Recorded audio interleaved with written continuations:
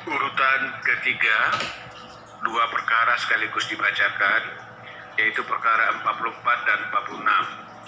Kami persilakan Yang Mulia Bapak Didi Supriyanto dan Yang Mulia Ibu Ida Budiati. Putusan nomor 44 PKE DKPP Romawi 1 2021, nomor 46 PKE DKPP Romawi 1 2021, Dewan Kehormatan Penyelenggara Pemilu Republik Indonesia demi keadilan dan kehormatan penyelenggara pemilu memeriksa dan memutus pada tingkat pertama dan terakhir pengaduan nomor 27P dan seterusnya yang diregistrasi dengan perkara nomor 44 dan seterusnya, dan pengaduan nomor 31P dan seterusnya yang diregistrasi dengan perkara nomor 46 dan seterusnya, menjatuhkan putusan atas dugaan pelanggaran kode etik penyelenggara pemilu yang diajukan oleh identitas pengadu dan para teradu perkara nomor 44 PKE DKPP Romawi 1 2021, pengadu nama Mukami Eva Wesman Bali, kerjaan wira swasta, alamat Jalan Sioni Geho, Desa Pasar Teluk Dalam, Kecamatan Teluk Dalam, Kabupaten Nias Selatan, Provinsi Sumatera Utara, selanjutnya disebut sebagai pengadu 1. Terhadap teradu nama Repa Duha, teradu 1 Eksodi M. Daki, teradu 2 Meida Nariam Hulu, teradu 3 Edward Duha, teradu 4 Julianus Hulu, teradu 5, masing-masing adalah ketua dan anggota KPU Kabupaten Nias Selatan yang beralamat di Jalan Pelita Pasir Putih nomor 10 Teluk Dalam, Nias Selatan.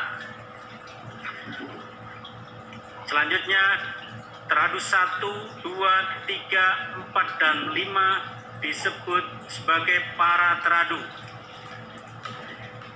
Dalam perkara nomor 46 PKE DKPP Romawi 1 2021, pengadu nama Igya Lisman Daki, pekerjaan calon Bupati Kabupaten Nias Selatan tahun 2020, alamat Jalan Baru, Pasar Teluk Dalam, Kecamatan Teluk Dalam, Nias Selatan, Provinsi Sumatera Utara.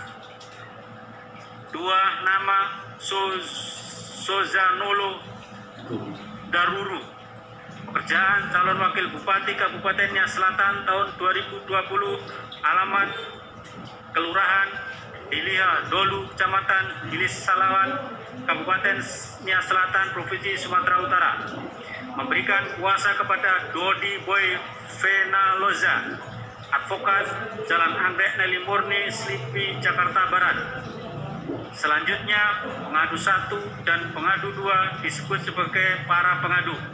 Terhadap teradu nama Repa Duha, teradu 1 Eksodi M. Daki, teradu 2 Meidana Riang Hulu, teradu 3 Edward Duha, teradu 4 Julianus Hulu, teradu 5, masing-masing adalah ketua dan anggota KPU Kabupaten Nias Selatan yang beralamat di Jalan Pelita Pasir Putih, Teluk Dalam, Nias Selatan, Sumatera Utara.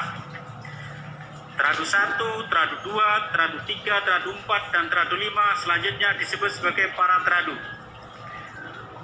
Membaca pengaduan para pengadu, mendengar keterangan para pengadu, mendengar jawaban para teradu, mendengar keterangan pihak terkait, dan memeriksa dan mempelajari dengan seksama segala bukti yang diajukan para pengadu dan para teradu. Duduk perkara, kewenangan DKPP dan kedudukan hukum dianggap telah dibacakan. Pertimbangan putusan: menimbang jawaban dan keterangan para pengadu, para teradu, keterangan pihak terkait, bukti dokumen serta fakta yang terungkap dalam sidang pemeriksaan, DKPP berpendapat para pengadu pada pokoknya mendalilkan para teradu tidak melaksanakan rekomendasi Bawaslu Kabupaten Nias Selatan nomor 915 dan seterusnya tertanggal 18 Desember 2020 dan nomor 940 dan seterusnya tertanggal 27 Desember 2020. Para teradu juga didalilkan telah salah menerapkan peraturan KPU nomor 25 tahun 2013 bagaimana telah diubah dengan peraturan KPU nomor 25 tahun 25 bagaimana telah diubah dengan peraturan KPU nomor 13 tahun 2014 tentang penyelesaian pelanggaran administrasi pemilihan umum karena tidak relevan dengan penyelenggaraan pilkada inkasu tindak lanjut rekomendasi Bawaslu.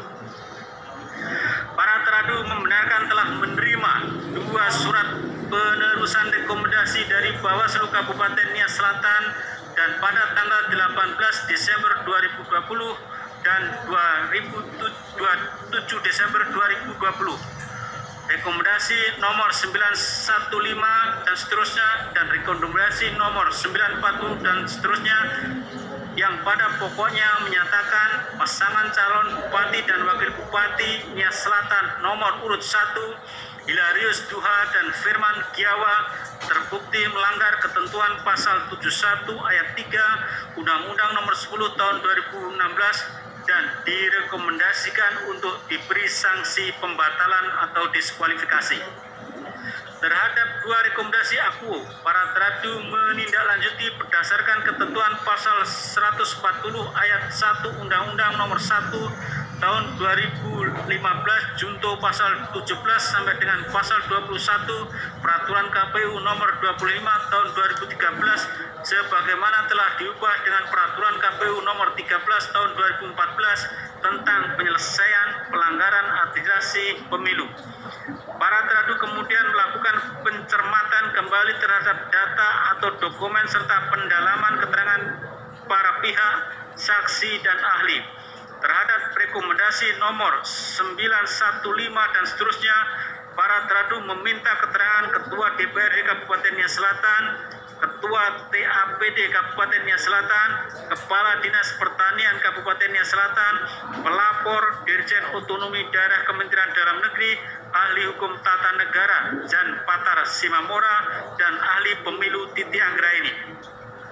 Sedangkan terhadap rekomendasi nomor 940 dan seterusnya, para teradu meminta keterangan terlapor Wakil Ketua DPRD Kabupaten Nias Selatan, Sekretaris Daerah Kabupaten Nias Selatan, Pendeta Yohanes Totonafo Amazihono, Camat Telodalam, Kepala Desa Bawolowalani, ahli pemilu Titi Anggraini, ahli hukum tata negara Dr. Jan Patar Simamora, Dirjen Otonomi Daerah Kementerian Dalam Negeri, Kementerian Sosial, Dinas Sosial Kabupaten Nias Selatan, PT Pos Indonesia Cabang Telodalam, PT Pos Gunung Sitoli, dan pelapor Mukami Eva Wisman Bali.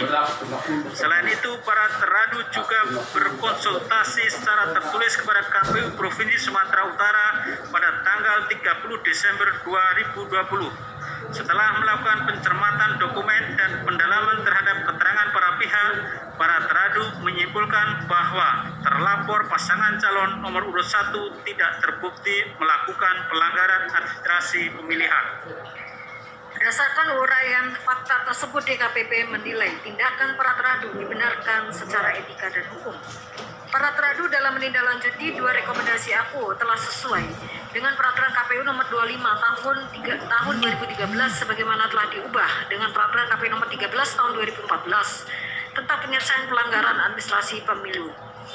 Bahwa penanganan dugaan pelanggaran administrasi pemilihan diatur di dalam pasal 140 ayat 2 Undang-Undang 10 tahun 2016 yang menyatakan bahwa ketentuan lebih lanjut mengenai tata cara penyelesaian pelanggaran administrasi pemilihan diatur dalam peraturan KPU.